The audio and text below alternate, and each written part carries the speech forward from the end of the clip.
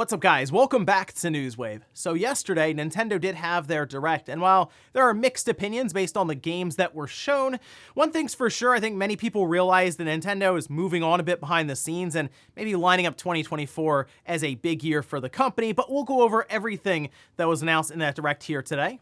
Also, we are going to be going over Sony's State of Play that has brought up many questions around Sony when it comes to their first-party studios. And we'll also be talking about the AAA space, as once again it looks like a studio's really struggling to where they are laying off a good chunk of their staff less than a month after their big game came out. Guys, if you enjoy these videos, make sure you hit that like button, helps out a ton, and if new here to the Spawnwave channel, make sure you subscribe down below. And we're gonna start today with Xbox Game Pass Core. Now, this is the service that's replacing Xbox Live Games with Gold, and it is live right now. So if you've just had Xbox Live Gold at $60 per year, this is something that you should basically be automatically transferring over, which comes with actually quite a few games, as they did put out the final list of, I believe, 36 different titles, and we can kind of look through them very, very quickly here. And these are just available to you now if you're signed up for Gold and then transferred over now to Core.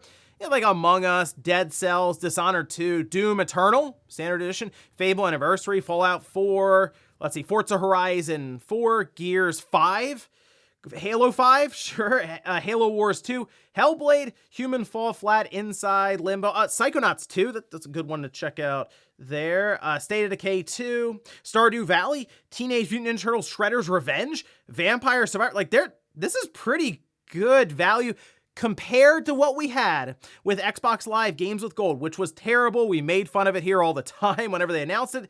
Significant improvement. They also say they plan to update the Game Pass Core library 2 to 3 times a year. I'm curious which games maybe would fall out of here, and then which new ones might come in, as I believe the first-party stuff, or really games from studios and all of this publishers even that Microsoft owns, will stay put. But who knows? There could be some interesting stuff ending up in this service, and again, quite a bit better than what we've had with Xbox Live Gold. So check out some of these games if you've been signed up at that $60 per year tier. Also, while we're going to be talking about a big game from EA that's struggling later on, there's another one that it appears they're kind of moving on from already in less than a year, and that's Wild Hearts. We can see this posted up over on Insider Gaming, and this was pulled from their Discord and on its subreddit from a moderator. They say, "What you think has happened to the game has unfortunately happened. In typical EA news, it seems like they did not want to sit on the game and give it the time and expected it to most likely be the next Monster Hunter. Seems like it didn't turn into the multi-million-dollar big hit that they wanted, and don't want to give it the love to grow." So yeah, EA appears to have just moved on, in the sense that they are not going to be doing any additional content updates, any kind of fixes that may still need to happen. It seems like it's all still online and all of that, so I feel like that won't be a problem. But yeah, I guess the fact that it didn't explode out of the gate and turn into a Monster Hunter competitor was enough for EA to get impatient and be like, nope, to be fair though, I didn't really get into Wild Hearts either. It just didn't really click with me. Not like how a Monster Hunter might, especially like Monster Hunter Rise. So I guess there's that. But yeah, that's kind of where we are with how much some of these games cost. If they don't hit immediately, some of these big publishers really just move on and look for something else. Oh, and if you had seen Star Ocean Second Story R, maybe in a presentation or a trailer online, I have good news. You can try the game out right now. In fact, the demo has released. I downloaded it on the PlayStation 5 just to check it out, and the art style, visuals, they look awesome. It still has that retro kind of flair to it, with the new age modern visuals with the 3D environments and stuff.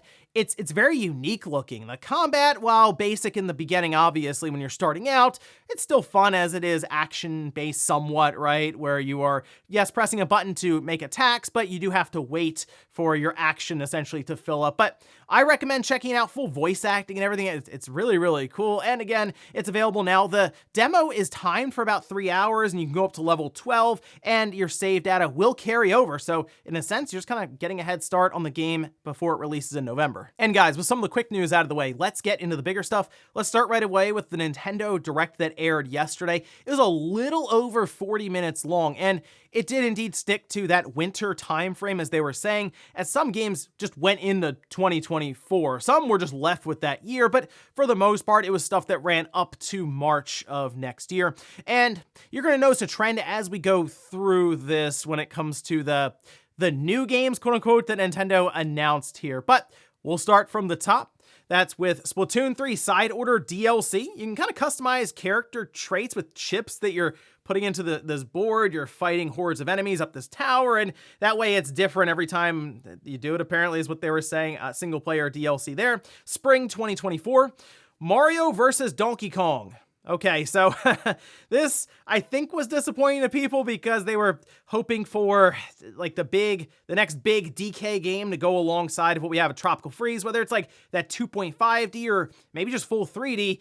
Instead, we get a remake of a Game Boy Advance game, basically, right? Local co-op and all of that, sure, February 16th, 2024 on that one.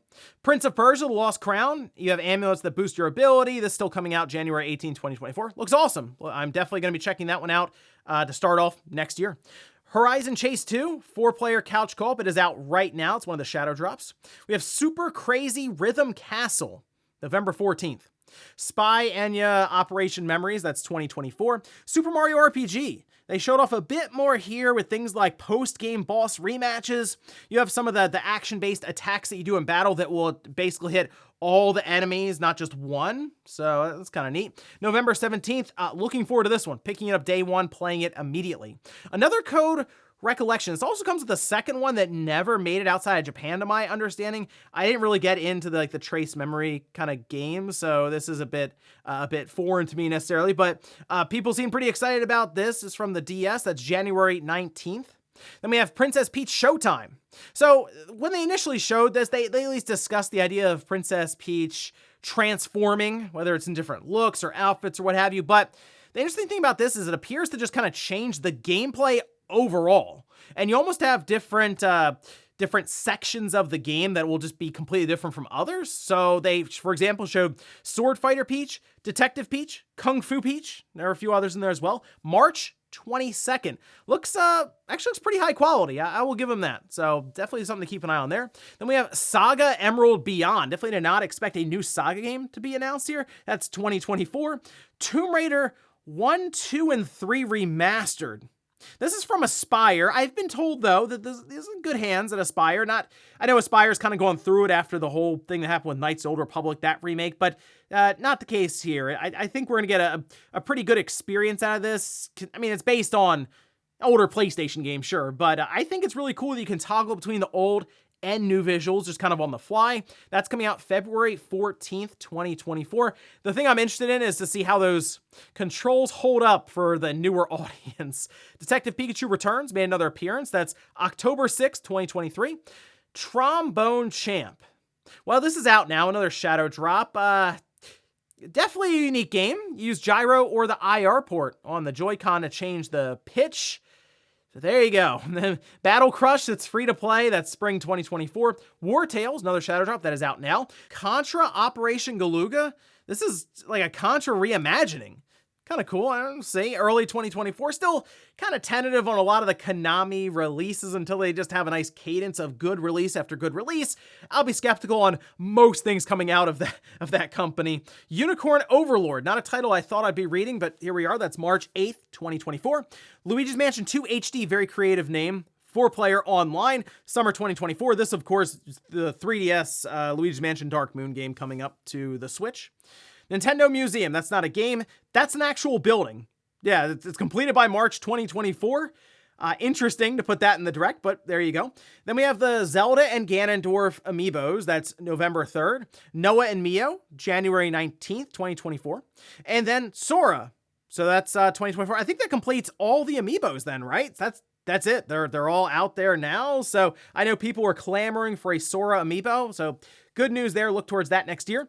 F-Zero 99. This was a situation I had brought up that could potentially happen. People were mixed on the idea, but here we are. F-Zero 99. It is out now. I think that's a pretty fun shadow drop. I have not had a chance to try it out yet. I did go ahead and add it to like my Switch library and download it and all that. So I will fire it up to check it out. It looked like absolute mayhem in the trailer that they showed. So let me know in the comments what you've thought of it so far. Then we have Bandle Tale, that's 2024. Song of Nunu, that's November 1st. WarioWare Move It, November 3rd, 2023. Ayuden Chronicles 100 Heroes, April 23rd, 2024.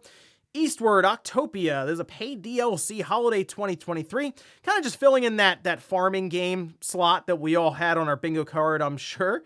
Wargroove 2, that's October 5th, 2023. Dave the Diver. This is a very unique looking game. I will at least give them that. October 26th, 2023. Mario Kart 8 Deluxe Wave 6. This is the final wave. Almost done with Mario Kart 8 Deluxe until they, of course, announce Mario Kart 8 Deluxe Plus for the Nintendo Switch 2. But it says Diddy Kong, Funky Kong, Pauline, Peachette all being added as new characters. And then, of course, some new tracks thrown in there. Holiday 2023 on that one. And then Among Us. There's a new island map. It's October 2023. And then they went into this interesting recap where they basically just showed you all the games that they showed you before, just in a rapid fire succession. And then the final reveal, which I think for many people is going to be the highlight, right? This whole thing, and some I saw online admit that it basically saved the Direct for them, is Paper Mario: The Thousand Year Door. All right, so this has been rumored for a while. And from what I was looking at, yeah, it's the GameCube game that they have remastered, remade, whatever they're gonna end up calling it here for the Switch, coming in at $60. But again, I've mentioned this, if you buy it on the GameCube, it's $100 or more. So technically, yes, it would be cheaper to buy it on the Switch, although I know people are just also emulating a lot of this stuff. So there you go. That is coming out though 2024. And the biggest thing to me looking at it is this feels kind of like that Gap Direct. Like a lot of the studios behind the scenes for Nintendo, whether they are different partners they're working with on Nintendo intellectual properties or just they're very talented internal studios, are all kind of looking at the next system, working on different things, like no Metroid Prime 4. At this point, I believe Metroid Prime 4 is a cross-gen game. It makes a lot of sense to let retro studios go crazy on the newer, more powerful hardware. But even so, is a lot of remasters, is a lot of remakes of games. And that's kind of what you expect when a company like Nintendo, who relies heavily on first party, is winding down like their big budgets for the system now and looking more towards the future in 2024, which is why, again, many people believe that Nintendo will start talking about the next system probably in the next 6 to 7 months, and then maybe target that holiday 2024 release. But the Direct, it's okay. I mean, I'll talk about my grading for it later on in the show when we get to the polls, but it definitely isn't one that's going to be very memorable, I think, outside of, obviously, Paper Mario, which I think that's a good reveal for Nintendo. The fans have been asking for this for years and years, and if they weren't going to do it here, they might not do it at all, so why not put it out there? A little bit of fan service, right? But for Paper Mario fans, I get it. That was a really cool reveal. Otherwise, though, just an okay Direct. Next up, let's talk about Sony and their State of Play. This ran for roughly 25 minutes, and it felt very familiar as we're going through it. People noticed that a lot of these games we have indeed seen before, and they're just giving us a bit more information here. We did get a pretty big release date and an awesome looking trailer for a certain game we'll get to here in a second. But let's start at the top with one of the worst games I feel like you could open a presentation with, and that's Baby Steps. I guess it's one of those physics-based games where you're moving the character's legs around different obstacles that appear simple at first, but then you realize, wow, there's a lot of precision involved with it. I don't think I'm really going to be playing this one, but there you go. That's summer 2024. Roblox. We had already talked about Roblox going as they revealed that in a press release, but that's October 10th. So they gave us, I guess, the date here for it and everything. They also mentioned some crazy number of daily users or something. It was like 60 million. Again, I understand I'm just older and I missed the boat on that one, but that blew me away a bit when I heard that number. Ghostbusters Rise of the Ghost Lord PSVR 2, October 26th. I will check this one out. I think I could have some fun with this if some of the people on the Spawncast maybe pick it up and we run through a couple of levels together in co-op. Resident Evil 4, PSVR 2. No release date though, just winter. It's weird. They've shown the PSVR 2 mode multiple times and they just still haven't given us a date. I don't know what that's about. Anyway, they also have the DLC coming up separate ways. Looks like it's going to be focusing in on Ada. And they also have the Mercenaries update, that happening all September 21st. So check out that one next week. We have Avatar, Frontiers of Pandora. That's December 7th. We've seen this before from Ubisoft. We're seeing it here once again. Sony just trying to maybe get some of the marketing and put it alongside the PlayStation 5 for the holidays. Fortunately, I'm just not an Avatar. Otherwise, I think this would be a really cool looking game from what we've seen in the past couple of trailers. Ghost Runner 2, that is October 26th. There is a demo out right now if you want to try it out. Then they showed us some new DualSense controller colors, as well as PS5 shells. It's like red, blue, silver. They've dubbed this the Deep Earth Collection. And I am confused on this one because Tom Henderson still believes that there is a PlayStation 5 revision coming that unless these shells fit on, I don't really know what the deal is there with that and Sony and now having more shells. It's very odd, I feel like. So, I mean, it's mid-September. If it's happening this holiday, it's got to get announced soon. So we'll look out for a press release, I guess. Helldivers 2, also shown off February 8th. Got that release date. Okay, a little over a month into next year. Wasn't a great showing for it because I don't know why they had this really weird dialogue between the players. That is not at all how people talk online, but I guess they couldn't actually simulate what goes on online without having some serious parental restrictions on the stream. Spider-Man 2. Okay, sure, we see it again. By the way, previews are also coming out for this today. I guess. They at least showed off different parts that they've opened up in the game, whether it's the side missions, New York itself, and they also have over 65 suits, and it looks like you can do different combinations to have over 200. So that at least is really cool to have all the customization. They show the fast travel is very, very fast and snappy, as you'd expect with the PlayStation 5 SSD. So I mean, I was sold before I went into this, so great. October 20th, looking forward to it. Tales of Arise made a surprising appearance here. Beyond the Dawn DLC, November 9th, 2023. I beat the game what feels like a long time ago, and I don't know if I'm going back to it for this downloadable content unless it's really like incredible or something, but we'll see. Honkai Star Rail, a big game to finally get to the PS5 and I guess the PS4. That's October 11th, so not too far off, less than a month. That's a game that gets like 20 some odd million players a month. So again, that's a big reveal there for Sony. I get it. Foam Stars open beta starts September 29th, and it is launching 2024. But the big reveal at the end, this is one I was hoping to hear about and get a release date on, Final Fantasy VII Rebirth. Okay, the trailer looked incredible, but it was a lot of stuff out of context, jumping around. For example, we see Vincent for all of 2 seconds, but that's confirmation that he's in there. Also looks like we have a playable Sephiroth, as that was part of a battle. They did also very quickly reference the different weapons, so I guess Emerald and Ruby weapon are being discussed here, unless I heard that incorrectly.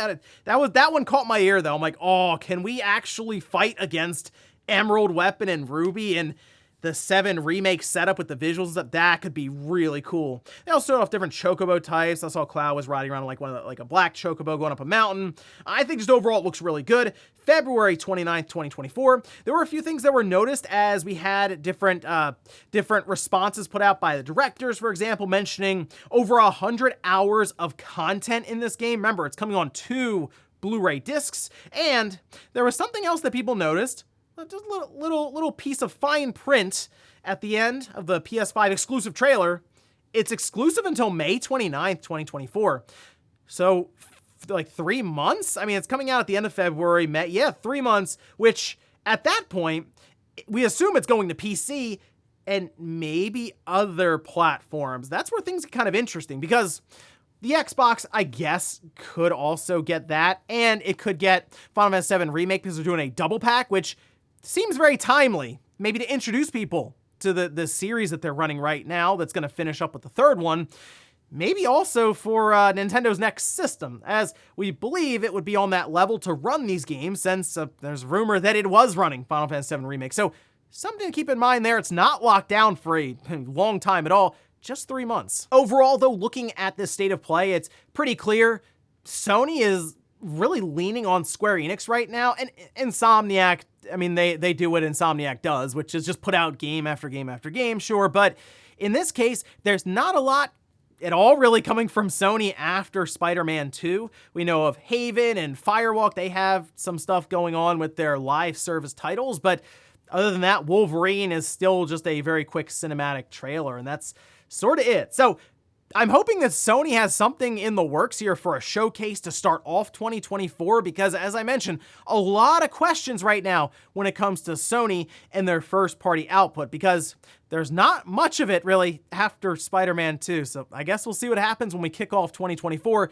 if Sony's ready to talk. And in our last bit of news, let's talk about Immortals of Avium and Ascendant Studios. This game came out less than a month ago, August 22nd, and when it came out, the reviews weren't exactly great for it. I played a very good chunk of it. I'm like, I think I'm towards the end of the game, but then we get a lot of other stuff coming out. I've been really glued to Starfield recently. I'm gonna go back and finish it, but I noticed that it was very soft looking. They really wanted to push Unreal Engine 5, and I just don't think it hit for them out of the gate. And in fact, that seems to be confirmed because just about half of the studio was laid off. We can see this posted up by Polygon, where they say Immortals of Avium creator Ascendant Studios has laid off nearly half of its staff, according to 3 people at the studio. Workers estimated that before the layoffs, the studio employed 80 to 100 people. Around 40 people were laid off. Ascendant CEO Brett Robbins announced the layoffs in a meeting on Thursday, and it appears that yes, it's going back to Immortals of Avium just not being that success right out of the gate.